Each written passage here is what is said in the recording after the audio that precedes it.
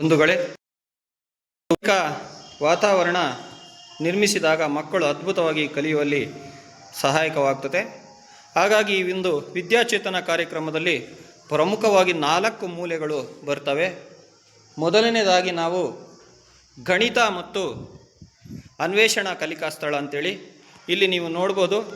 ಮಕ್ಕಳಿಗೆ ಒಂದು ಗಣಿತದ ಪರಿಕಲ್ಪನೆಗಳನ್ನು ಮೂಡಿಸ್ತಕ್ಕಂಥ ಭಾಳಷ್ಟು ಸಾಮಗ್ರಿಗಳನ್ನು ನಾವಿಲ್ಲಿ ಇಟ್ಟಿದ್ದೇವೆ.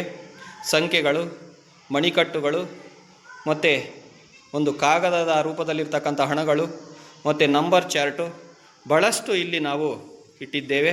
ಇವೆಲ್ಲವುಗಳನ್ನು ಕೂಡ ನೀವು ನೋಡಬಹುದು. ಹಾಗೆ ನಮಗೆ ಎರಡನೇ ಮೂಲೆಯಾಗಿರ್ತಕ್ಕಂಥ ಒಂದು ಗೊಂಬೆ ಮತ್ತು ಬಿಲ್ಡಿಂಗ್ ಬಾಕ್ಸ್ ಮೂಲೆ ಇಲ್ಲಿ ನಾವು ನೋಡ್ಬೋದು. ಭಾಳಷ್ಟು ಒಂದು ಗೊಂಬೆಗಳಿದ್ದಾವೆ. ಹಾಗೆ ಇಲ್ಲಿ ಭಾಳಷ್ಟು ಪ್ರಾಣಿ ಪಕ್ಷಿಗಳ ಒಂದು ಕಾರ್ಡ್ ಅಂತಕ್ಕಂಥದ್ದು ಕೂಡ ಇದೆ, ಅದನ್ನು ಕೂಡ ನೀವು ನೋಡ್ಬೋದು.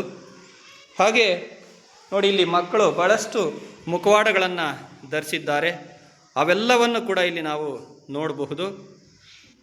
ಹಾಗೆ ಇಲ್ಲಿ ನೆಕ್ಸ್ಟ್ ಒಂದು ಕಲಿಕಾ ಮೂಲೆಯಾಗಿರ್ತಕ್ಕಂತಹ ಏನು ಆಟಿಕೆ ಮಾಡಿ ಕಲೆಗೊಂದು ನೆಲೆ ಕರಕುಶಲ ಸ್ಥಳ ಅಂತ ಇದೆ.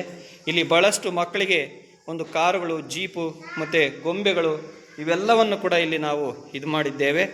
ಹಾಗೆ ಇಲ್ಲಿ ಮಕ್ಕಳಿಗೆ ಬರೆಯುವ ಮತ್ತು ಓದುವ ಕಲಿಕಾ ಸ್ಥಳ.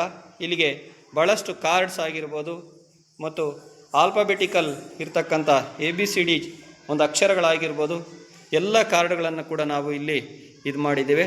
ಈ ರೀತಿಯಾಗಿ ಒಂದು ಸುಂದರವಾದಂತಹ ಕಲಿಕಾ ವಾತಾವರಣವನ್ನು ನಿರ್ಮಾಣ ಮಾಡಿದಾಗ ಮಕ್ಕಳು ಅದ್ಭುತವಾಗಿ ಕಲಿತಾರೆ. ಹಾಗೆ ಶಾಲೆಯ ಕಡೆ ಮುಖ ಮಾಡಿ ಬರುವಲ್ಲಿ ಕೂಡ ಭಾಳಷ್ಟು ಪ್ರಮುಖ ಪಾತ್ರ ವಹಿಸ್ತಾರೆ ಅಂತ ನಾವು ಇಲ್ಲಿ ಹೇಳ್ಬೋದು. Thank you.